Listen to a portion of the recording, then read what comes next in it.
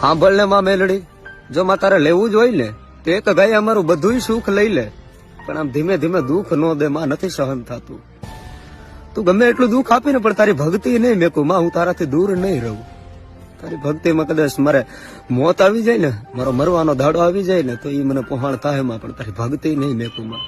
મને હાલતા ચાલતા ઉઠતા બેઠતા બસ તું જ દેખાય છે માં, તારા સિવાય બીજું કઈ દેખાતું નથી. તું પ્રાણ છો, તું જીવ છો માં, તું છે ને અમારું બચપણનો ઠેકો બની માં, તારા સિવાય અમારું કોણ છે માં.